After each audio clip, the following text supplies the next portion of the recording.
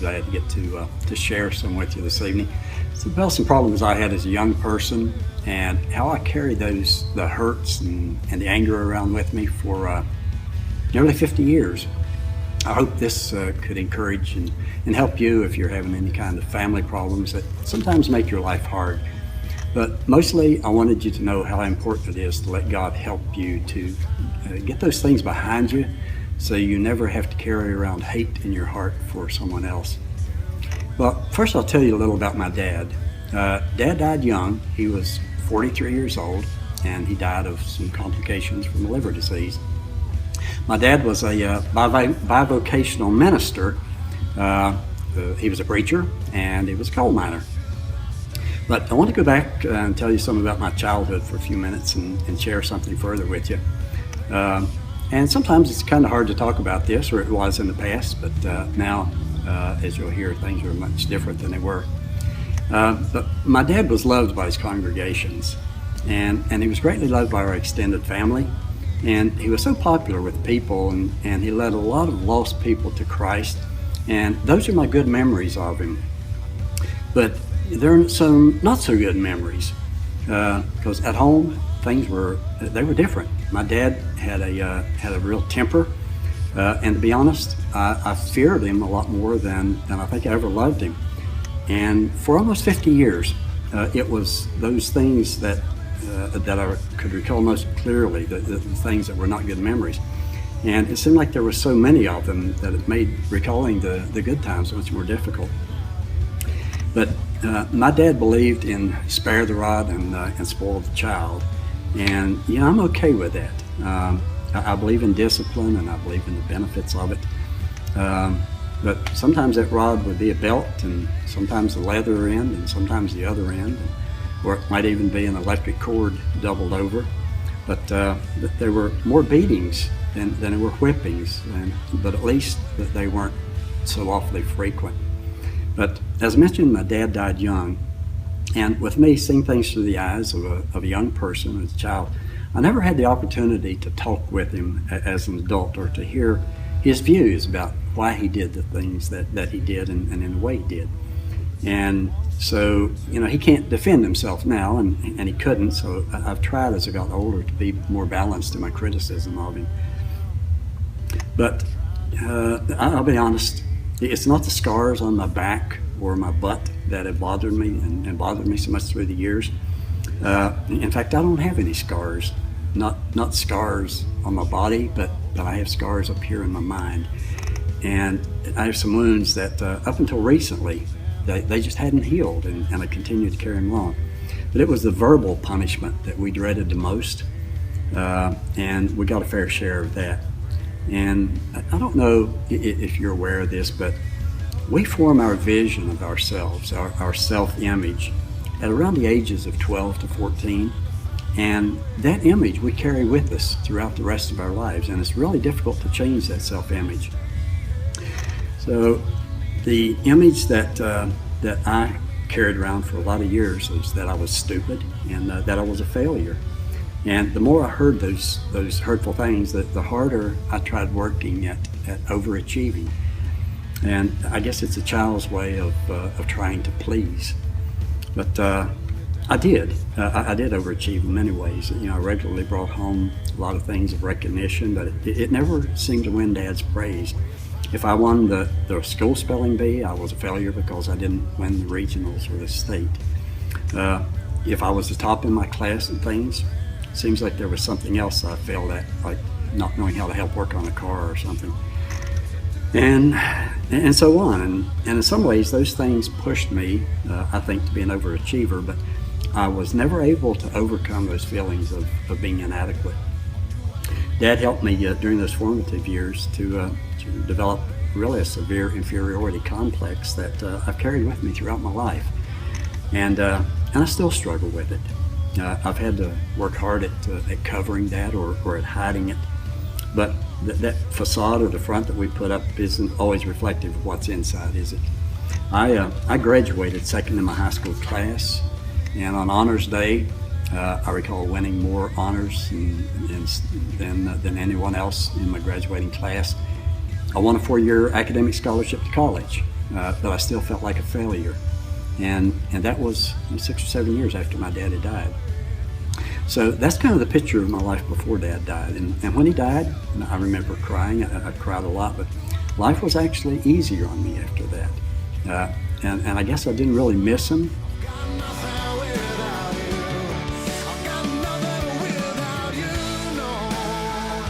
But now, telling you that, sharing that with you, takes me to where I was about this time last summer.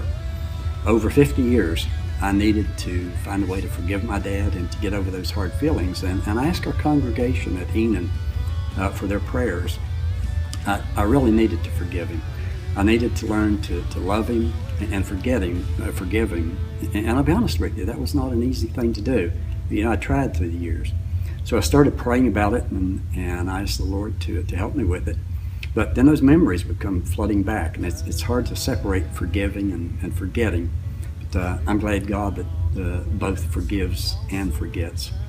But you know what? A few months later, my prayers were answered, and I needed that peace in my life. And it was like having an anvil taken off my shoulders that I'd been carrying around for so many years. In Sunday school class, we'd been studying the life of Joseph, and that really touched me. And so I asked God to help me forgive in the way that Joseph did. And you know, that prayer was answered just almost immediately. Well, fast forward. Recently, we had revival services here at Enon, and that first Sunday morning, Pastor Glenn kicked off the revival service with a sermon about how great is our God, and that message just really struck me. So I'll take another few minutes to share a few thoughts with you that I shared with folks during that revival. As he often does, God went so far beyond just answering that prayer. But then God spoke to me, and he reminded me that there was another hard place in my heart. There was an area of forgiveness that I still needed to deal with. And it was with my paternal grandmother.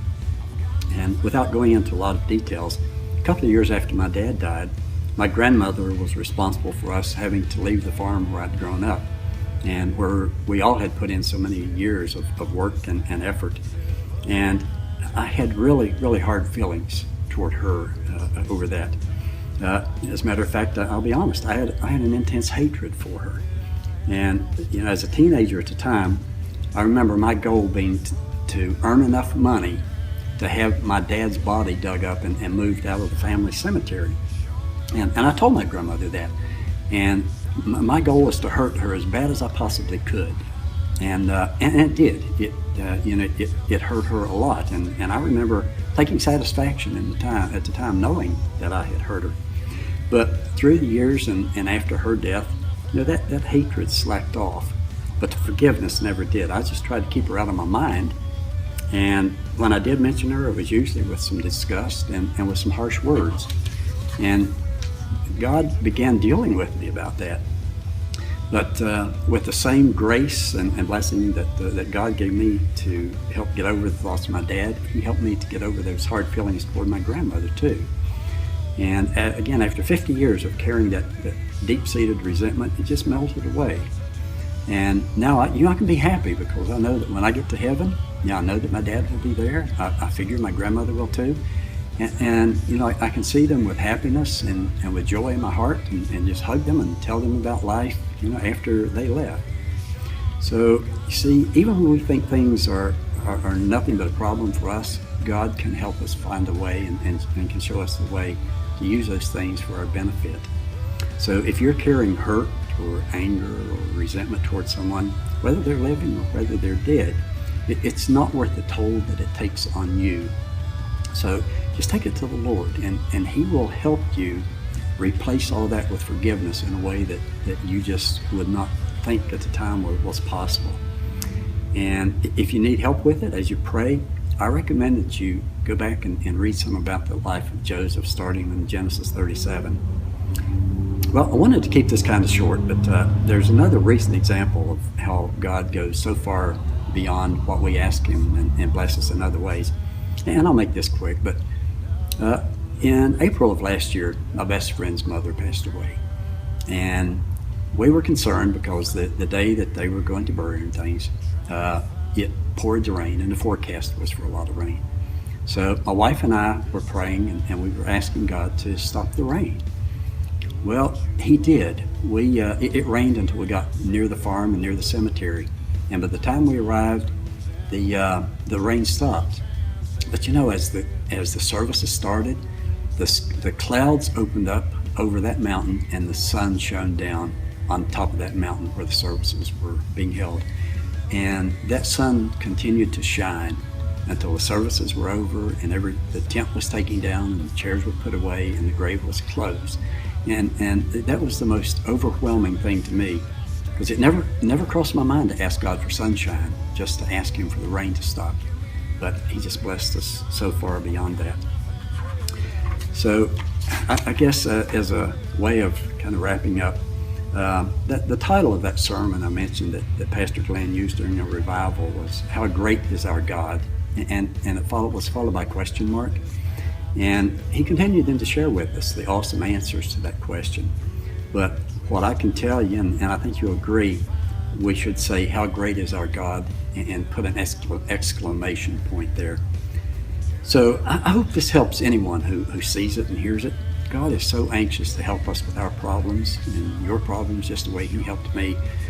And when you find those times where you're worried, or you're afraid, or you're carrying hate in your heart, just turn it over to Him and ask for His help, and He will help you through it in ways that you never imagined.